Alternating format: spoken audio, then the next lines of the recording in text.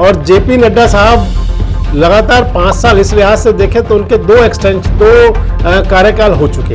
अब बात आ जाती है कि राष्ट्रीय अध्यक्ष पद की दौड़ में कौन से नेता। शिवराज चौहान का नाम भी आया, पूर्व मुख्यमंत्री मनोहर लाल खट्टर का नाम भी चर्चाओं में है, धर्मेंद्र प्रधान का नाम भी लिया जाता है, कहीं भूपेंद्र यादव का नाम भी आता है, कहीं कुछ और नाम भी आते हैं। आपको बताऊंगा वीडियो में आगे कि किन नाम पर लगभग सहमति लगना तय है और लगभग मोहर भी लगी हुई है।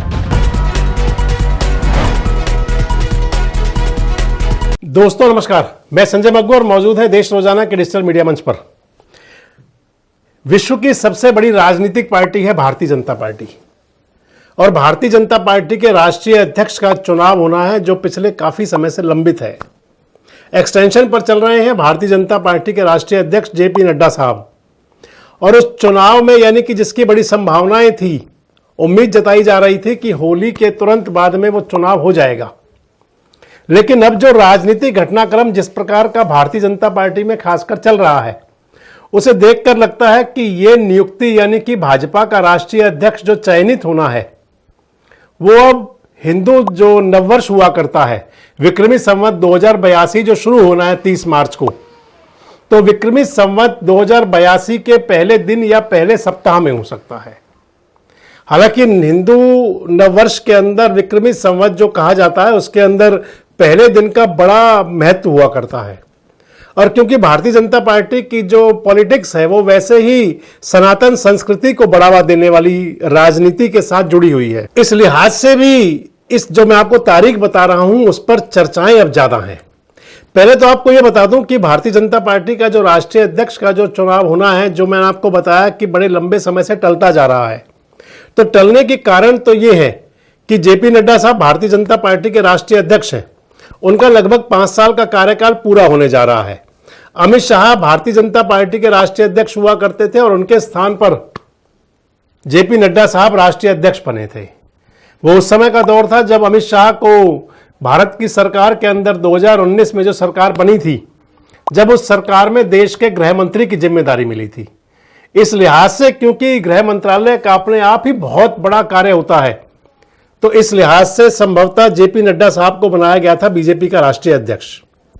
और जेपी नड्डा साहब लगातार 5 साल इस लिहाज से देखें तो उनके दो कार्यकाल हो चुके और जब अगले एक्सटेंशन की बात आई तो वो 2024 के लोकसभा चुनाव का दौर था। उसके बाद में कई राज्यों के विधानसभा चुनाव थे और उसके बाद टलते टलते ये चुनाव लगातार टल रहा था। जो मैं आपको बता रहा हूं कि इसकी देरी की वजह क्या है। एक तो बात ये हो गई कि जब इतना दिन टल गया तो उसको 5-7 दिन और आगे करके, क्योंकि मार्च के जो दूसरे पखवाड़े में अंतिम सप्ताह में 22 से 24 मार्च को राष्ट्रीय स्वयंसेवक संघ का बेंगलुरु में अधिवेशन होना है, एक ये कारण है। दूसरा कारण ये है कि भारतीय जनता पार्टी के राष्ट्रीय अध्यक्ष के चयन के लिए जिस प्रकार का जो भाजपा का अपना जो चुनावी प्रक्रिया है या जो तरीका है चुनाव कराने का या जो नियम बने हुए हैं, उन नियमों के हिसाब से देखें तो 18 राज्यों के अंदर जब भाजपा का संगठनात्मक चुनाव पूरा हो जाए, कंप्लीट हो जाए, तो फिर राष्ट्रीय अध्यक्ष का चुनाव कराया जा सकता है। चुनाव के लिए जो प्रोसेस सभी पार्टियों में या जो चुनावी प्रोसेस है वही है कि नॉमिनेशन होते हैं, नामांकन करते हैं, नामांकन के लिए 50 डेलीगेट चाहिए, सब कुछ है। लेकिन इसके बावजूद भारतीय जनता पार्टी एक ऐसी पार्टी है जिसके अंदर कभी भी राष्ट्रीय अध्यक्ष के लिए मतदान नहीं हुआ, वोटिंग का कोई पैटर्न नहीं अपनाया गया। जो भी चुनाव हुए सर्वसम्मति से हुए। एकमात्र एक वो दौर था जब नितिन गडकरी बने थे, भारतीय जनता पार्टी के राष्ट्रीय अध्यक्ष बनने जा रहे थे और उस समय यशवंत सिन्हा ने उनके मुकाबले नॉमिनेशन कर दिया था। इसके अलावा कोई ऐसा दौर नहीं है। हालांकि चुनाव तब भी नहीं हुआ, उस समय भी एक बीच का रास्ता निकला और नितिन गडकरी साहब के साथ में जो एक कुछ विवाद जुड़ा और राजनाथ सिंह राष्ट्रीय अध्यक्ष बने। इसके अलावा कभी आज तक भारतीय जनता पार्टी के राष्ट्रीय अध्यक्ष के लिए नॉमिनेशन भी नहीं हुआ। खैर, जो मैं आपको बता रहा था कि राष्ट्रीय अध्यक्ष के चयन के लिए जो प्रक्रिया अपनाई जाती है और उस प्रक्रिया के तहत 18 राज्यों का चुनाव अगर संगठन का पूरा हो जाए तो फिर राष्ट्रीय अध्यक्ष का चयन करा लेते हैं। सबसे बड़ी बात तो यह है कि अभी तक भारतीय जनता पार्टी के जो प्रादेशिक संगठनों के चुनाव हैं, अभी मात्र 12 राज्यों में पूरा हो पाया है। अभी आप देखें तो हरियाणा के अंदर भी नहीं हुआ, उत्तर प्रदेश के अंदर प्रदेश अध्यक्ष की नियुक्ति नहीं हुई, हालांकि कई जिलाध्यक्ष तो बन गए, और कई ऐसे राज्य हैं, एक 12 राज्य ऐसे हैं जिनमें चुनाव पूरा हो चुका। अब जब अन्य राज्यों के चुनाव कराने हैं तो उनके लिए फिर चुनाव पर्यवेक्षक नियुक्त होंगे, चुनाव का शेड्यूल फिक्स होगा। जब 18 राज्यों के चुनाव पूरे हो जाएंगे तो फिर चुनावी कार्यक्रम डिक्लेयर होगा राष्ट्रीय अध्यक्ष के लिए। जो प्रोसेस होती है, जो एक नियम है, तरीका है, वो तो पूरा किया जाएगा। हालांकि ये तय है कि राष्ट्रीय अध्यक्ष जो बनना है वो भारतीय जनता पार्टी का केंद्रीय नेतृत्व, जिनमें प्रधानमंत्री नरेंद्र मोदी और अमित शाह की सहमति, और इसके साथ साथ राष्ट्रीय स्वयंसेवक संघ की सहमति, आरएसएस का सहमति जिन पर होगी वो राष्ट्रीय अध्यक्ष बनेंगे। आपको बताऊंगा वीडियो में आगे कि किन नाम पर लगभग सहमति लगना तय है और लगभग मोहर भी लगी हुई है। लेकिन उससे पहले आपको बताता चलूं कि एक तो प्रमुख कारण यह रहा कि चुनाव देर में होने का, कि अभी तक भारतीय जनता पार्टी के संगठन का चुनाव 18 राज्यों में पूरा नहीं हुआ। दूसरा कारण इसके अंदर यह कि राष्ट्रीय स्वयंसेवक संघ की राष्ट्रीय परिषद की बैठक जो बेंगलुरु में होनी है, मैंने बताया आपको। और तीसरा, जब इतने दिन हो गए तो फिर इसको क्यों ना सनातन संस्कृति और हिंदू विक्रमी संवत के साथ जोड़ करके एक नई मिसाल पेश कर दी जाए। ये संभवतः भारतीय जनता पार्टी की जो नीति निर्धारक करता है, जो नीति नियंता है, उनकी ये सोच जरूर रही होगी, जरूर सोच चल रही होगी।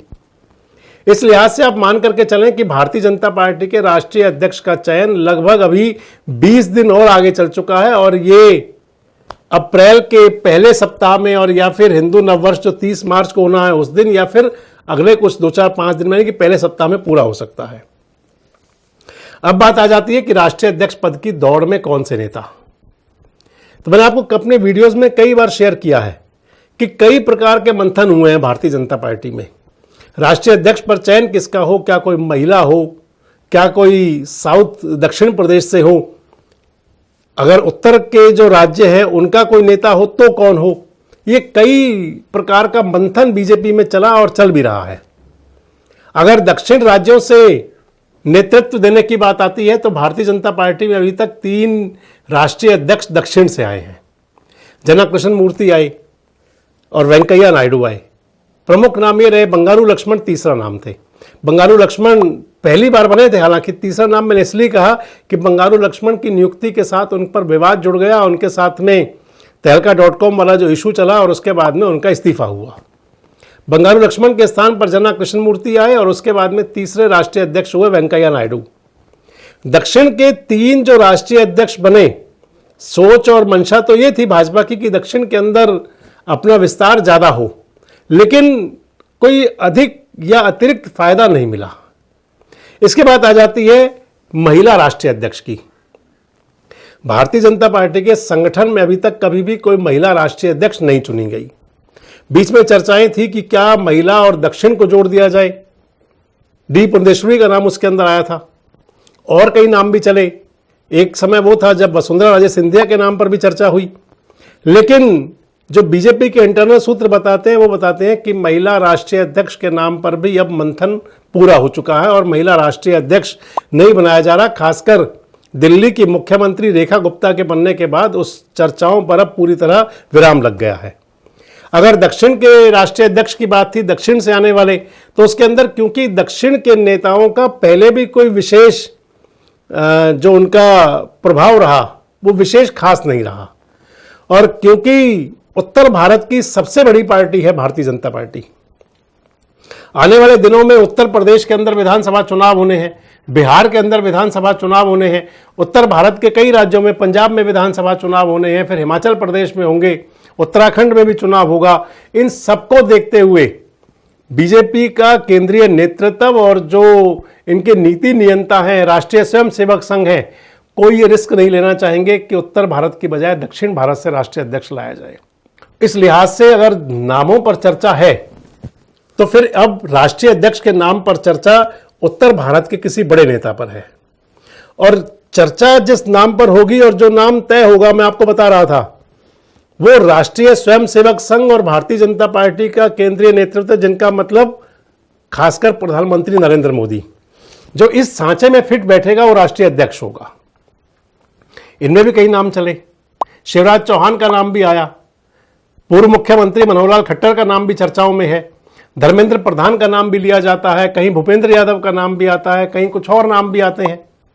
लेकिन अगर शिवराज सिंह चौहान का नाम आता है, शिवराज सिंह चौहान का नाम जब भी चला तो फिर एक क्वेश्चन मार्क जरूर आया करता है कि शिवराज सिंह चौहान के कहने के लिए तो राष्ट्रीय स्वयंसेवक संघ के अंदर रिश्ते ठीक हैं, लेकिन उनके मुख्यमंत्री रहते हुए खटास की कई बातें सामने भी आई थी।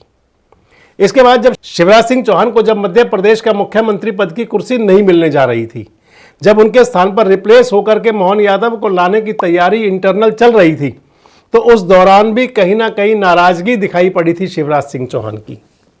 अगला नाम मनोहर लाल खट्टर का नाम, तो मनोहर लाल वो नेता हैं जो राष्ट्रीय स्वयंसेवक संघ और प्रधानमंत्री नरेंद्र मोदी दोनों खांचे में फिट बैठते हैं।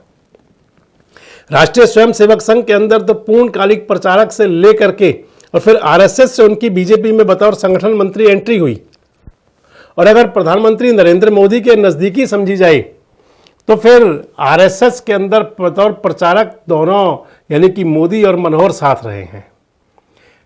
नरेंद्र मोदी की नज़र में मनोहर लाल का क्या महत्व है आप समझ सकते हैं उनके गुरुग्राम के उस भाषण को, कि जब मनोहर लाल जी को हरियाणा के मुख्यमंत्री पद से उनके स्थान पर नायब सिंह सैनी को लाया जा रहा था, वो भूमिका बन चुकी थी और मनोहर लाल को केंद्र की राजनीति में ले जाया जाना था। गुरुग्राम के अंदर मंच से भरे मंच पर जब प्रधानमंत्री नरेंद्र मोदी ने कसीदे पढ़े थे मनोहर लाल के, तो उससे तय हो जाता है कि मनोहर लाल का स्थान कौन सा है।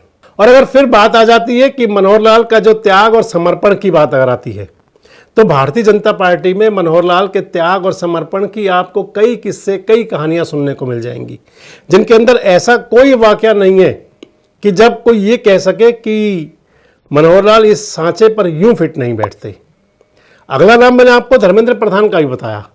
धर्मेंद्र प्रधान अमित शाह की पहली पसंद है, लेकिन राष्ट्रीय स्वयंसेवक संघ के अंदर हालांकि उनके लिए कुछ नेगेटिव बिल्कुल नहीं है, लेकिन अगर जब पॉजिटिव की बात आएगी तो जो पॉजिटिविटी के नंबर्स जो मनोहर लाल के हैं उसमें धर्मेंद्र प्रधान कहीं टिकते नहीं। अगर भूपेंद्र यादव का नाम आता है तो भी आप इसमें भी कुछ यही स्थिति मान सकते हैं। मैंने आपको बताया कि धर्मेंद्र प्रधान, भूपेंद्र यादव, इन नामों पर अमित शाह का खास प्रेशर हो सकता है, अमित शाह की खासी पसंद हो सकते हैं, लेकिन राष्ट्रीय अध्यक्ष के पद पर चयन उस नेता का होना है जो खासकर पीएम मोदी और आरएसएस इन दोनों खांचों में पूरी तरह फिट बैठ रहा हो। आप मान करके चलें कि पहला तो ये कि बीजेपी के राष्ट्रीय अध्यक्ष पद पर जो चुनाव होना है, जो चयन होना है, वो अब लगभग 15 से 20 दिन और आगे चला गया है, यानी कि विक्रमी संवत 2042 का पहले महीने का पहला दिन या पहला सप्ताह। और इसके साथ ही जो नाम मैं आपको बता रहा हूं, उन नामों में नाम भले ही कितने ही हैं, उस नामों के अंदर जो सबसे प्राथमिकता और प्रमुखता से है वो मनोहर लाल का नाम है। आप हमारी बात से कितना सहमत हैं? क्या बीजेपी राष्ट्रीय अध्यक्ष के चुनाव में सनातन को जोड़ करके इस चुनाव को विक्रमी संवत 2042 के पहले सप्ताह में होगा जो मैं आपको बता रहा हूं, और मनोहर लाल खट्टर राष्ट्रीय अध्यक्ष हो सकते हैं? इस बात से आप कितना सहमत हैं? कमेंट बॉक्स में जरूर बताएं। जुड़े रहें हमारे साथ, देखते रहें देश रोजाना। हमारे साथ जुड़े रहने के लिए सब्सक्राइब करें देश रोजाना के YouTube चैनल को और नई वीडियो की नोटिफिकेशन पाने के लिए बेल आइकन जरूर दबाएं। अगर आप ये वीडियो Facebook या Instagram पर देख रहे हैं तो पेज को लाइक और फॉलो जरूर करें और ज्यादा से ज्यादा शेयर करें।